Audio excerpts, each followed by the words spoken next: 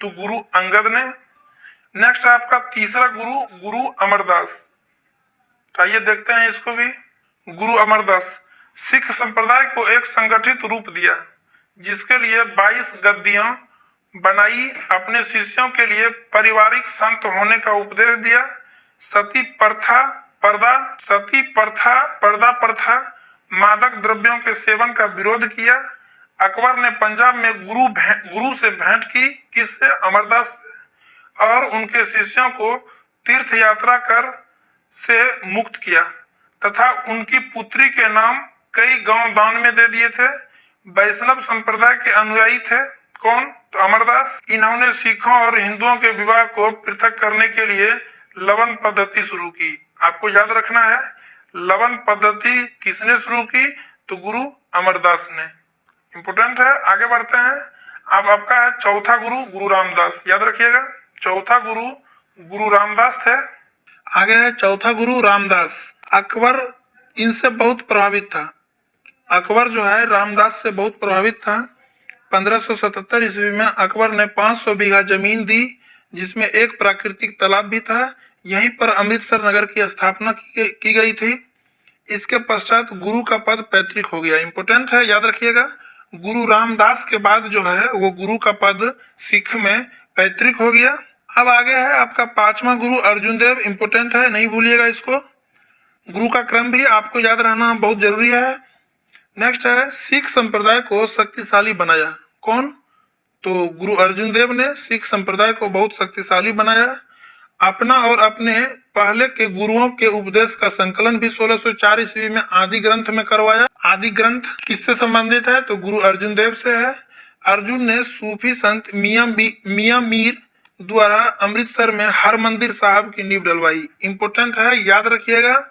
अमृतसर में हरमंदिर साहब की नींव किसने डलवाई? तो गुरु अर्जुन देव ने। आगे है कालांतर में रंजीत सिंह द्वारा इस हरमंदिर साहिब में स्वर्ण जरवाने के बाद अंग्रेजों द्वारा पहली बार स्वर्ण मंदिर नाम दिया गया। नेक्स्ट है अस्थायी रूप से धर्म प्रचारक मसद और मेउरा नियुक्त किया गया। गुरु पद की सिखों का अत्यधिक तथा सांसारिक प्रमुख बनाकर शान और शौकत से रहना प्रारंभ किया। सिखों से उनकी आय का 10% दान के रूप में लेने की प्रथा प्रारंभ कर दी गई। विद्रोही खुसरो को आशीर्वाद देने के कारण राजद्रोह के आरोप में 1606 ईस्वी में जहांगीर ने फांसी की सजा दे दी। इंपोर्टेंट है, गुरु अर्जुन देव को फांसी की सजा किसने दी? तो जहांगीर ने। आगे है अपने पुत्र हरगोविंद को सशस्त्र होकर बैठने और सर्वोच्च सेना संगठित करने का आदेश दे दिया। कौन? तो अर्जुन देव। अर्जुन देव का पुत्र था हरगोविंद, जो सिख का छठा गुरु कहलाया। गुरु के मृत्यु दंड को सिखों ने मुगलों द्वारा धर्म पर पहला आक्रमण माना। जिस समय गुरु अर्जुन देव को जहांगीर ने फांसी दिलवा दिया था, उसी समय सिख ने मुगलों द्वारा धर्म पर पहला आक्रमण माना। तरन तारण नामक नगर की स्थापना गुरु अर्जुन देव ने किया। इंपोर्टेंट है, याद रखिएगा। तरन तारण नामक नगर की स्थापना जो है गुरु अर्जुन देव ने ही करवाया था। गुरु ने सिखों को एक सैनिक संप्रदाय बना दिया। अपने समर्थन से धन के बजाय घोड़े और हथियार लेना प्रारंभ किया। अपने समर्थकों से जो है हरगोविंद धन नहीं लेता था, उसके बजाय घोड़े और हथियार लेना प्रारंभ किया। उन्हें मांस खाने की अनुमति दी। इंपोर्टेंट है, याद रखिएगा। अपने समर्थक को हरगोविंद मांस खाने की अनुमति दे दी। गुरु ने तख्त अकाल बंगा की नींव डाली तथा अमृतसर की किलेबंदी भी की। सिखों को धार्मिक शिक्षा के साथ साथ सैनिक शिक्षा दी गई। शाहजहां से बाज प्रकरण के कारण संघर्ष। आगे है आपका सातवां गुरु, गुरु हरराय। इंपोर्टेंट है। दारा के सामूगढ़ युद्ध में पराजित होकर पंजाब भागने पर उसकी मदद की। औरंगजेब द्वारा दरबार में बुलाने पर अपने पुत्र रामराय को दरबार में भेजा। फलस्वरूप दूसरे पुत्र हरकिशन को गद्दी सौंपी गई। आगे आपका आठवां गुरु, गुरु हरकिशन। इंपोर्टेंट है ये भी, आइए देखते हैं। गद्दी के लिए बड़े भाई रामराय से विवाद हुआ। गुरु हरकिशन को दिल्ली जाकर गुरुपद के बारे में औरंगजेब को समझाना पड़ा। ये इंपोर्टेंट है, याद रखिएगा। किस सिख गुरु को दिल्ली जाकर औरंगजेब को समझाना पड़ा था? तो गुरु हरकिशन को। आगे है गुरु गोविंद सिंह अपने को सच्चा बादशाह कहा। गुरु गोविंद सिंह जो है अपने को सच्चा बादशाह कहा। इनका निवास स्थान आनंदपुर साहिब था तथा कार्यस्थली पाओता था। नौवां गुरु है गुरु तेग बहादुर। हरकिशन ने मृत्यु से पहले उन्हें बाकला दे बाबा कहा। इंपोर्टेंट है, याद रखिएगा। बाकला दे बाबा के नाम से कौन जाना जाता है? तो गुरु तेग बहादुर। ये उपाधि कौन दिया था? तो हरिकिशन ने। तत्पश्चात वे बाकला में गुरु संस्कृत हो गया। धीनामल और राममल प्रमुख विरोधी थे। धीनामल और राममल जो है प्रमुख विरोधी थे। औरंगजेब की धार्मिक नीतियों का विरोध किया। कौन? तेग बहादुर ने। फलस्वरूप 1675 ईस्वी में इस्लाम नहीं स्वीकार करने के कारण गुरु की हत्या कर दी। इंपोर्टेंट है, किस सिख गुरु को इस्लाम नहीं स्वीकार करने के कारण हत्या कर दी गई थी? तो गुरु तेग बहादुर को। किसने करवाया था? तो औरंगजेब ने। अब आपका सिख का 10वां और अंतिम गुरु गुरु गोविंद सिंह। आइए इसके बारे में भी पढ़ते हैं। गुरु गोविंद सिंह 1666 ईस्वी में इनका पटना में जन्म हुआ। यह सिखों के 10वें गुरु थे। पंजाब की तराई मखोबल अथवा आनंदपुर में अपना मुख्यालय बनाया। याद रखिएगा, मुख्यालय जो है ये पंजाब की तराई में मखोबल अथवा आनंदपुर में बनाया। पाहुल प्रथा प्रारंभ की। इंपोर्टेंट है, ये नहीं भूलिएगा। पाहुल प्रथा किसने प्रारंभ की? तो गुरु गोविंद सिंह ने। इस मत में दीक्षित व्यक्ति को खालसा कहा गया तथा नाम के अंत में सिंह की उपाधि दी गई। नाम के अंत में सिंह की उपाधि किसने दी? तो गुरु गोविंद सिंह ने। 1699 ईस्वी में खालसा पंथ का गठन हुआ। प्रत्येक सिख को पंचकार यानी केस, कंघा, करा, कच्छा और कृपान सभी कौ से नाम संबंधित है। केस, कंघा, करा, कच्छा और कृपान धारण करने का आदेश दे दिया। किसने? तो गुरु गोविंद सिंह ने। अपनी मृत्यु से पहले गद्दी को समाप्त कर दिया। एक पूरक ग्रंथ यानी 10वें बादशाह का ग्रंथ संकलित किया। गुरु गोविंद सिंह के 2 पुत्र फतेह सिंह और जोरावर सिंह थे। इंपोर्टेंट है, याद रखिएगा, नहीं भूलिएगा। अगर आप बड़े एग्जाम का तैयारी कर रहे हैं तो इन दोनों पुत्र का नाम याद रखना जरूरी है। गुरु गोविंद सिंह के 2 पुत्र थे, फतेह सिंह और जोरावर सिंह को सरहिंद के मुगल फौजदार वजीर खान ने दीवार में चुनवा दिया था यानी मरवा दिया था। सिखों के अंतिम गुरु जो है गुरु गोविंद सिंह की हत्या 1708 ईस्वी में महाराष्ट्र के नादेर नामक स्थान पर गुलखा नामक पठान ने कर दिया था। याद रखिएगा, गुरु गोविंद सिंह का हत्या कब हुआ था? तो 1708 ईस्वी में। कहां पर? महाराष्ट्र के नादेर नामक स्थान पर गुलखा नामक पठान ने कर दिया था। मिसल अरबी भाषा का शब्द है। इंपोर्टेंट है, याद रखिएगा। मिसल जो है वो अरबी भाषा का शब्द है जिसका अर्थ समान होता है। आधुनिक पंजाब के निर्माण का श्रेय सुकरचकिया मिसल को जाता है। Very very important. आधुनिक पंजाब का निर्माण का श्रेय जो है सुकरचकिया मिसल को जाता है। सुकरचकिया मिसल के प्रमुख महासिंह के पुत्र रंजीत सिंह थे, जिनका जन्म गुजरांवाला में 2 नवंबर 1780 ईस्वी को हो गया था। काबुल के शासक जामन शाह ने रंजीत सिंह को 1798 ईस्वी में राजा की उपाधि प्रदान कर दी। रंजीत सिंह ने लाहौर को अपनी राजधानी बनाई। इंपोर्टेंट है, रंजीत सिंह की राजधानी कहाँ थी? तो लाहौर। 25 अप्रैल 1809, ये डेट याद रखिएगा। चार्ल्स मेटकॉफ और रंजीत सिंह के बीच अमृतसर की संधि हुई। 25 अप्रैल 1809 ईस्वी को चार्ल्स मेटकॉफ और रंजीत सिंह के बीच अमृतसर की संधि हुई। नेक्स्ट है आपका रंजीत सिंह की सरकार को सरकार खालसा। रंजीत सिंह की सरकार को सरकार खालसा और अस्थाई सेना को फौज ए आइन कहा जाता था। रंजीत सिंह ने पैदल सेना को वंतुरा एवं अलाड के अधीन रखा। रंजीत सिंह ने अस्थाई सेना को पैदल सेना को वंतुरा एवं अलाड यानी फ्रांसीसी के अधीन रखा था। रंजीत सिंह का विदेश मंत्री फकीर अजीजुद्दीन एवं वित्त मंत्री दीनानाथ था। ये इंपोर्टेंट है, याद रखिएगा। रंजीत सिंह का विदेश मंत्री फकीर अजीजुद्दीन एवं वित्त मंत्री दीनानाथ था। एक फ्रांसीसी पर्यटक विक्टर जैकमॉट ने रंजीत सिंह की तुलना नेपोलियन बोनापार्ट से की। एक फ्रांसीसी पर्यटक थे विक्टर जैकमॉट, जिसको जाकमा भी बोला जाता है, उसी ने रंजीत सिंह की तुलना जो है नेपोलियन के बोनापार्ट से की थी। इंपोर्टेंट है, याद रखिएगा। 7 जून 1839 ईस्वी को रंजीत सिंह की मृत्यु के बाद क्रमशः खड़क सिंह, नौनिहाल सिंह, शेर सिंह एवं दलीप सिंह राजमाता जिंदा के नेतृत्व में गद्दी पर बैठे। अब आपका प्रथम आंग्ल सिख युद्ध 1845 से 46 में लड़ा गया था। इसी के अंतर्गत भुदकी, फिरोज शाह, बुद्धोवाल तथा अलीवाल की लड़ाइयां लड़ी गई। इन युद्धों में अंग्रेजी गवर्नर लॉर्ड हार्डिंग ने सिखों को पराजित किया और 9 मार्च 1846 ईस्वी को लाहौर की संधि की। आगे है आपका सिखों और अंग्रेजों के मध्य 22 दिसंबर 1846 को भैरोवाल की संधि हुई। इंपोर्टेंट है, याद रखिएगा। सिखों और अंग्रेजों के मध्य 22 दिसंबर 1846 को भैरोवाल की संधि हुई। फिर है द्वितीय आंग्ल सिख युद्ध 1848 से 49 में लड़ा गया था। इस युद्ध का तत्कालीन कारण जो है मुल्तान के गवर्नर मूलराज का विद्रोह था। अब है इंपोर्टेंट है चिलियावाला युद्ध। चिलियावाला का युद्ध जो है 13 जनवरी 1849 को लड़ी गई थी एवं गुजरात के युद्ध जो है 21 फरवरी 1849 में सिखों को पराजित करने के बाद अंग्रेज गवर्नर डलहौजी ने संपूर्ण पंजाब राज्य को 30 मार्च 1849 को अपने साम्राज्य में मिला लिया। आगे है महाराजा दलीप सिंह को अंग्रेजों ने 5 लाख रुपए की वार्षिक पेंशन पर रानी जिंदा के साथ इंग्लैंड भेज दिया। इंपोर्टेंट है, महाराजा दलीप सिंह को अंग्रेजों ने 5 लाख रुपए की वार्षिक पेंशन पर रानी जिंदा के साथ इंग्लैंड भेज दिया। फिर है सिख राज्य का प्रसिद्ध कोहिनूर हीरा जो है महारानी विक्टोरिया को सौगात में भेज दिया गया। अब है आपका सिख शब्दावली। इंपोर्टेंट है, आइए इसको भी देखते हैं।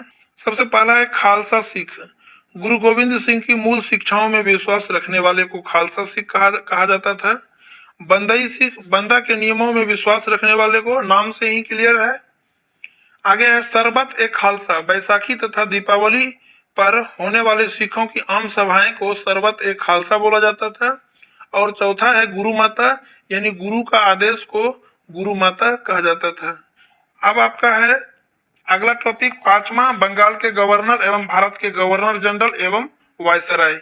ये भी इंपोर्टेंट टॉपिक है, इससे भी एग्जाम में क्वेश्चंस आते हैं। तो चलिए देखते हैं एक एक करके। पहला है बंगाल के गवर्नर। सबसे पहला है रॉबर्ट क्लाइव, ऊपर भी हम लोग पढ़े थे। एवं दूसरा कार्यकाल भी इसका 2 बार बना, 1765 से 67 और 57 से 60। इसने मुगल सम्राट शाह आलम द्वितीय को इलाहाबाद की प्रथम संधि के द्वारा कंपनी के संरक्षण में ले लिया। इसने मुगल सम्राट शाह आलम द्वितीय को इलाहाबाद की प्रथम संधि जो है 12 अगस्त 1765 को हुआ था, इसी के द्वारा कंपनी के संरक्षण में ले लिया। क्लाइव ने बंगाल में द्वैध शासन की व्यवस्था की, जिसके तहत राजस्व वसूलने, सैनिक संरक्षण एवं विदेशी मामले के अधीन थे, जबकि शासन चलाने की जिम्मेदारी नवाब के हाथों में थी। आगे आपका क्लाइव ने बंगाल के समस्त क्षेत्रों के लिए उप दीवान बंगाल के लिए मोहम्मद रजा खां और बिहार के लिए राजा सिताब राय को नियुक्त किया। ये इंपोर्टेंट है, याद रखिएगा।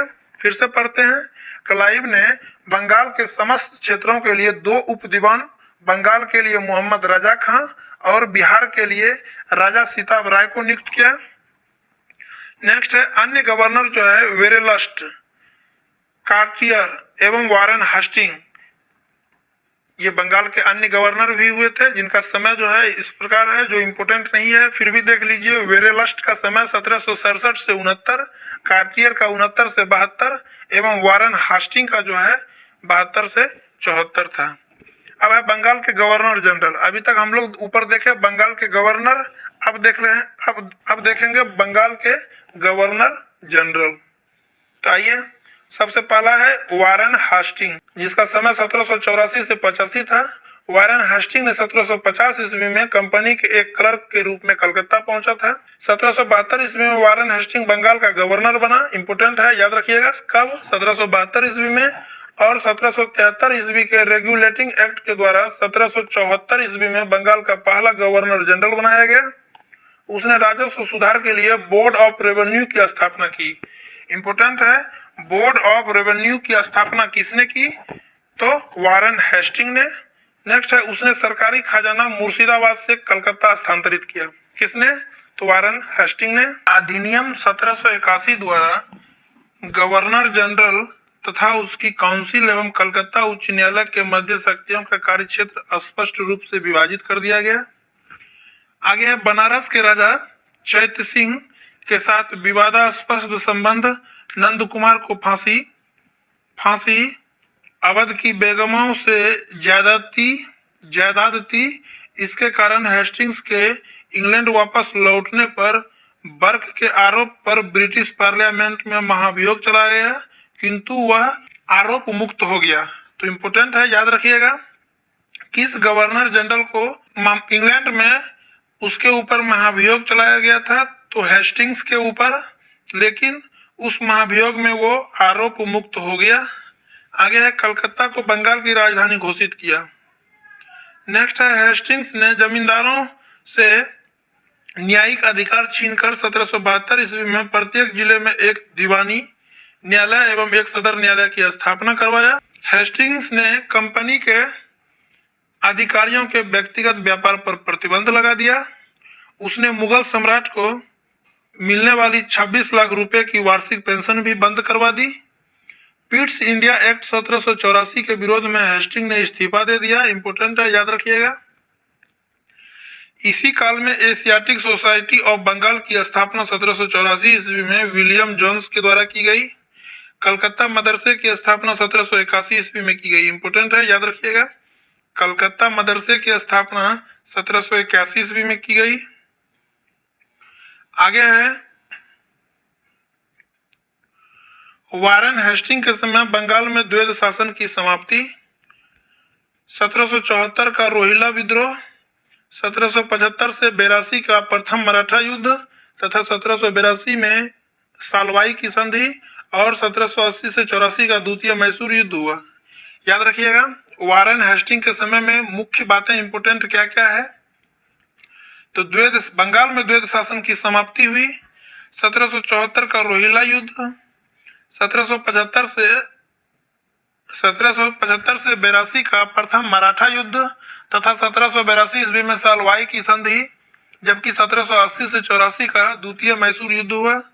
आगे है इसी के समय 1782 ईस्वी में जोनाथन डंकन, याद रखिएगा इस नाम को, 1782 ईस्वी में जोनाथन डंकन ने बनारस में संस्कृत विद्यालय की स्थापना की। हेस्टिंग्स के समय 1780 ईस्वी में भारत का पहला समाचार पत्र द बंगाल गजट का प्रकाशन जेम्स ए हिक्की यानी जेम्स अगस्टस हिक्की ने किया था। कब? 1780 ईस्वी में। किसके समय में? हेस्टिंग्स के समय में। इंपोर्टेंट है ये। आगे है आपका सर जॉन मैकफरसन। ये उतना इंपोर्टेंट है नहीं, लेकिन हमको पढ़ना सब कुछ है। तो इसका समय जो है 1785 से 86 था। कार्यकारी था, अस्थायी गवर्नर जनरल रहा था। इसके बाद बना लॉर्ड कॉर्नवालिस। इसका समय 1786 से 1793 था और दूसरा कार्यकाल इसका 1805 ईस्वी में भी बना था। ये इसने जिले की समस्त शक्ति कलेक्टर के हाथों में केंद्रित कर दी। इसने जिले की समस्त शक्ति कलेक्टर के हाथों में केंद्रित कर दिया। इसने भारतीय न्यायाधीश से युक्त जिला फौजदारी अदालतों को समाप्त कर उसके स्थान पर 3 बंगाल, 1 बिहार के लिए कुल 4 भ्रमणशील अदालतें स्थापित करवाई। कॉर्नवालिस 1793 ईस्वी में शक्तियों के पृथक्करण सिद्धांत पर आधारित कॉर्नवालिस कोड का निर्माण भी करवाया था। इसके द्वारा कलेक्टरों की न्यायिक शक्ति छीन ली गई और उसके पास मात्र कर संबंधी अधिकार रहे। इसने वकालत पेशा को नियमित बनाया। इसने जो है वकालत पेशा को नियमित बनाया था। कौन? तो लॉर्ड कॉर्नवालिस ने। आगे है कॉर्नवालिस ने ग्रामीण क्षेत्रों में जमींदार को पुलिस अधिकार से वंचित कर दिया। इंपोर्टेंट है, याद रखिएगा। कॉर्नवालिस ने ग्रामीण क्षेत्रों में जमींदारों को पुलिस अधिकार से वंचित कर दिया था। आगे है जिलों में, इंपोर्टेंट है ये, याद रखिएगा। जिलों में पुलिस थाना की स्थापना कर एक दारोगा को इसका इंचार्ज बना दिया गया। किसने किया था ये सब? तो लॉर्ड कॉर्नवालिस ने। यूरोपीय अधिकारियों के वेतन में वृद्धि की। यूरोपीय अधिकारियों के वेतन में वृद्धि की और उसके निजी व्यापार पर भी प्रतिबंध लगा दिया। कॉर्नवालिस ने 1793 ईस्वी में अस्थायी बंदोबस्त की पद्धति लागू की, जिसके तहत जमींदारों को अब भू राजस्व का लगभग 90% यानी 10/11 भाग कंपनी को तथा लगभग 10% यानी 1/11 भाग अपने पास रखना था। आगे है अस्थाई बंदोबस्त की योजना जॉन शोर ने बनाई थी। इसे बंगाल, बिहार, उड़ीसा, बनारस एवं मद्रास के उत्तरी जिलों में लागू की गई। इसमें जमींदार भू राजस्व की दर तय करने के लिए स्वतंत्र थे। इंपोर्टेंट है, याद रखिएगा। अस्थाई बंदोबस्त में जमींदार जो है भू राजस्व की दर तय करने के लिए स्वतंत्र थे। यह अस्थाई बंदोबस्त की योजना किसने बनाई थी? तो जॉन शोर ने बनाई थी। और ये कहां कहां लागू हुआ था? तो बंगाल, बिहार, उड़ीसा, बनारस एवं मद्रास के उत्तरी जिलों में लागू की गई थी। नेक्स्ट है आपका प्रशासन का यूरोपीयकरण। प्रशासन का यूरोपीयकरण किया गया। अब भारतीयों को सेना में सूबेदार, जमादार, प्रशासनिक सेवा में मुंसिफ, सदर, अमीन या डिप्टी कलेक्टर से ऊंचा पद नहीं दिया जा सकता था। अमीन या डिप्टी कलेक्टर से ऊंचा पद जो है भारतीयों को नहीं दिया जा सकता था। कॉर्नवालिस ने भारत में सिविल सेवाएं प्रारंभ की। इंपोर्टेंट है, इसको नहीं भूलिएगा। कॉर्नवालिस ने भारत में सिविल सेवाएं प्रारंभ की, इसलिए कॉर्नवालिस को नागरिक सिविल सेवा का जनक भी कहा जाता है। 1805 ईस्वी में कॉर्नवालिस दोबारा भारत के गवर्नर जनरल बनकर आए, लेकिन गाजीपुर में उसकी मृत्यु हो गई। नेक्स्ट है आपका सर जॉन शोर। आइए इसको भी देखते हैं। इसने अहस्तक्षेप की नीति अपनाई। इंपोर्टेंट है, याद रखिएगा। अहस्तक्षेप की नीति किसने अपनाई? सर जॉन शोर ने। इसी के समय निजाम तथा मराठों के बीच 1795 ईस्वी में खुर्दा की लड़ाई हुई। इसी के समय इलाहाबाद का कंपनी के साम्राज्य में विलय हो गया था। आगे आपका लॉर्ड वेलेजली, 1798 से 1805 ईस्वी के बंगाल का शेर। इसने सहायक संधि की नीति को अनिवार्य किया। इंपोर्टेंट है, याद रखिएगा। सहायक संधि की नीति को अनिवार्य किसने किया? तो लॉर्ड वेलेजली। इसे बंगाल का भी शेर बोला जाता है, ये भी बात याद रखिएगा। भारत में यह नीति सर्वप्रथम डुप्ले यानी फ्रांसीसी गवर्नर ने अपनाया था। इंपोर्टेंट है, लॉर्ड वेलेजली जो है सहायक संधि का जन्मदाता है, लेकिन भारत में यह नीति सर्वप्रथम डुप्ले ने अपनाया था। अब आगे है सहायक संधि करने वाले राज्य। तो पहला है, इंपोर्टेंट है, ये सब डेट के साथ याद रखना है आपको। पहला है हैदराबाद 1798 ईस्वी में, मैसूर 1799 ईस्वी में, तंजौर जो है अक्टूबर 1799 ईस्वी में, अवध 1801 ईस्वी में, पेशवा दिसंबर 1802 ईस्वी में, बरार एवं भोसले जो है दिसंबर 1803 ईस्वी में, सिंधिया 1804 ईस्वी में एवं अन्य सहायक संधि करने वाले राज्य जोधपुर, जयपुर, मच्छेरी, बूंदी तथा भरतपुर थे। तो आपको याद रखना है सर्वप्रथम हैदराबाद 1798 ईस्वी।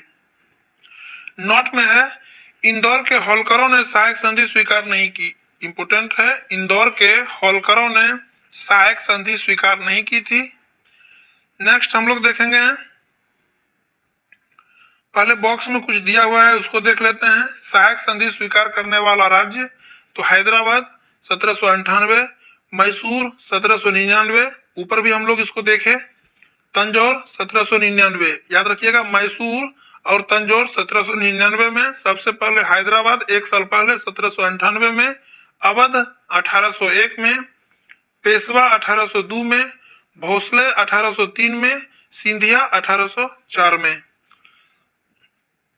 अब नेक्स्ट है, उसने कलकत्ता में नागरिक सेवा में भर्ती किए गए युवकों को प्रशिक्षित करने के लिए फोर्ट विलियम कॉलेज की स्थापना की। फोर्ट विलियम कॉलेज की स्थापना किसने की? तो लॉर्ड वेलेजली ने।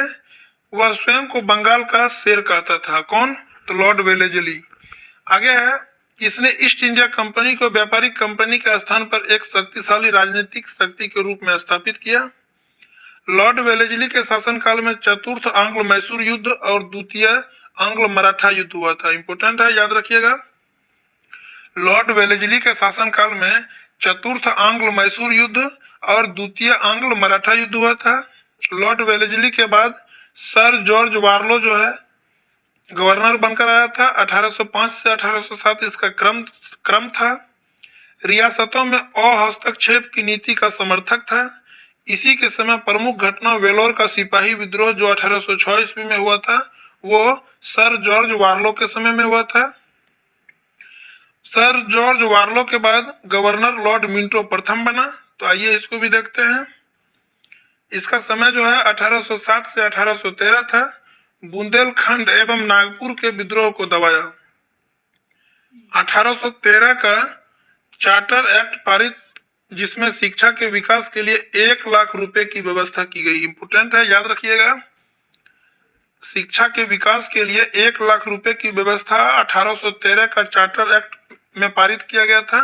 उस समय गवर्नर कौन था? तो लॉर्ड मिंटो प्रथम।